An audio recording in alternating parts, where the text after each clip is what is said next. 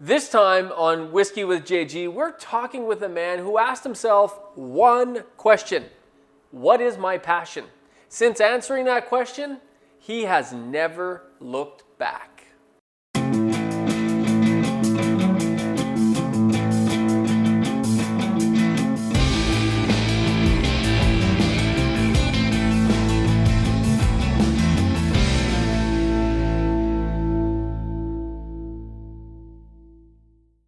So you ready for a drink?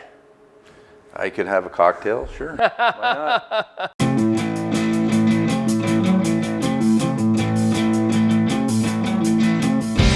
We're gonna start by trying your very own. This is Miller's Toll, Yes. And this is your very own from Black's Distillery. That's correct. Right? Yep. Mm-hmm. Let's give it a go. Let's see how it goes. How much? Are we pouring 2 fingers, like 2 fingers? Oh, give me just a wee dram there. You know, we don't want to. We're gonna try others. This is just this is not the only one we're gonna try. Cheers. Solange. Solange.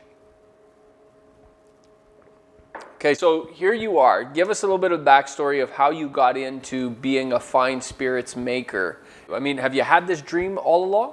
I'm a tool and die maker. I did that for 37 years. So, wow, different things over the years from you know, components for nuclear reactors to gun mechanisms and molds for cars. Wow. So tell me about the moment where you clearly had to make a decision at some point. You did 37 years of tool and die maker, and one day you decide, I'm doing it. Yeah. Like, how do you get there? Well, I was standing on Islay, which is a west coast island off of Scotland where they happen to make the smoky peaty scotches that I like. And I was going to the distilleries. There was 9 distilleries on that little island when I was visiting there. I was doing a whiskey tour of all of Scotland, and Islay was on the stop. And I just thought, you know, this is too cool. I've got to do this. You're there in Scotland and you decide, that's it, I'm doing this. Then what? Because that's like the first decision, but that's only the first point of the decision. Now you got to do all the other things. Yes. Quit your job, start a distillery. Like, there's a lot to do. What's the next step after that? Yes, well, I think having the background I did in tool and die was quite helpful with putting this together. I think someone else may have had a harder, tougher time trying to assemble this. So it was nice for me to have that background to build the distillery. But you know, I was quite knowledgeable about spirits and distilling. Have you ever considered, Mr. Black, like how all this life experience comes together? Like, do you ponder on this stuff? I do, yeah. Sometimes I think it seemed like almost a destiny, I suppose. Yeah. And you know, and I wanted to put something out there that was made from scratch, that wasn't mass produced in a mass produced fashion where you know, a lot of companies are driven by just mass producing things, and they change the techniques in which things are made, so it's you know, it's losing some of what is there. So that's part of my tool and die coming in, and you know, you need to be able to put it together so that you have a good product, which is what I wanted to bring to the market. I wanted to bring an excellent product that people could taste the difference, but you still have to make some money at it. Well, I think you've definitely made a product that you can taste the difference, so cheers to that. Yeah, cheers. Thank you. Now, let's do the white barley. So that's my breakfast barley, I call that. Your breakfast barley. Is this what you have for breakfast? It's nice with your oatmeal, that one. Yes. Nice.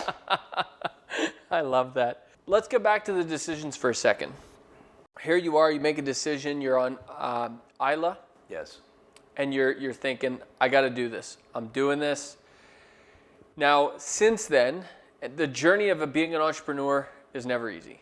It really isn't.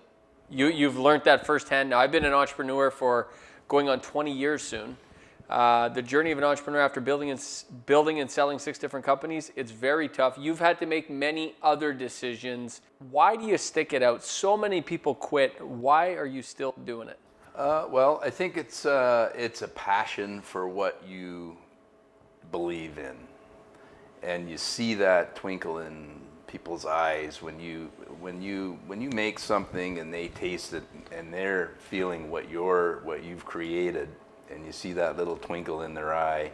I think that's why I keep doing it. It's like, yes, I'm getting out there. People are understanding what I'm talking about. And spirits are like wine to me. Fine spirits, if they're made well, and there's so many different ways you can make different cocktails with them too, which I think is in a big resurgence. People are starting to, be a little more creative. I think we'd be remiss if we didn't have a little chat about COVID, because you pivoted when the first wave happened. You pivoted. You did a pretty quick pivot, and you were quite widely recognized. I think you were the first one in the city. I think you reacted faster than anybody else in the city, given your business. What happened during COVID, especially the first wave? What did you do? Yeah, well, the first wave came through, and was very difficult to find hand sanitizer in the city.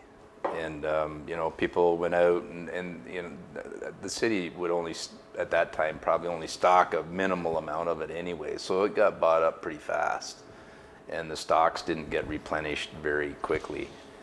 So I decided to make some hand sanitizer and try and donate it to the people that needed it, the frontline workers and some of the senior complexes. And we got quite a bit of it out there. We did about 4,400 bottles. Wow. And about 24-liter jugs of hand sanitizer that we gave, the OPP and paramedics and all those people. We tried to keep them stocked up as well.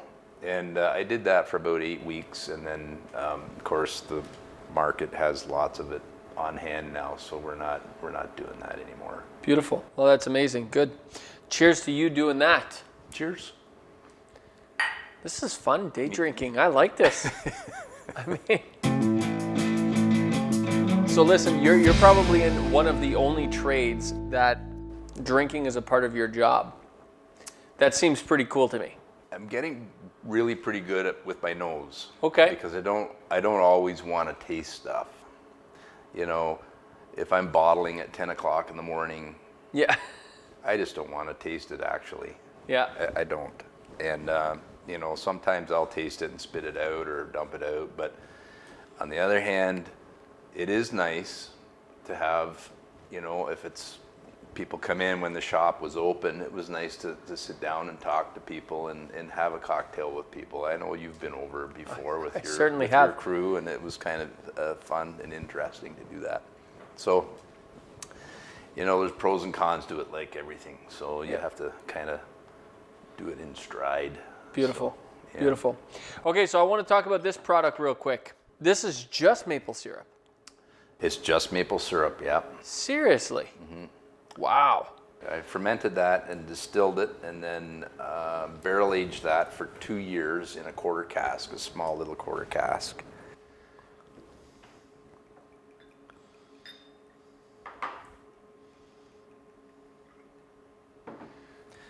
I mean, how Canadian is maple syrup?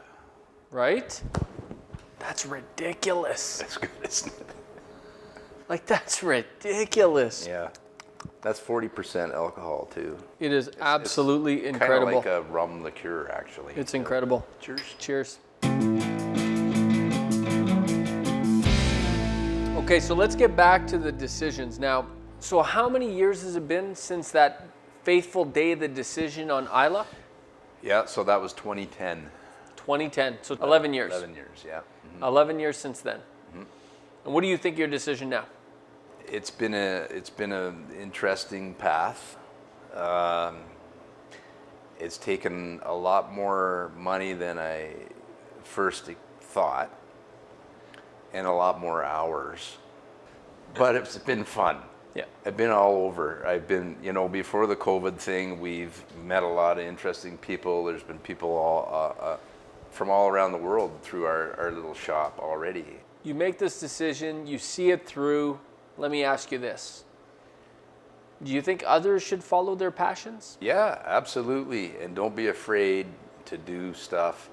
And you know, if you get knocked down a few times trying to start, then you just got to keep going. The hardest part is getting started.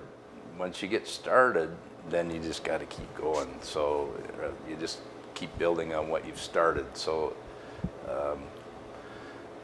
that's the toughest part in anything, I would say. Even Beautiful. any kind of trade or any kind of job that you're trying to do or anything, I think you just got to kind of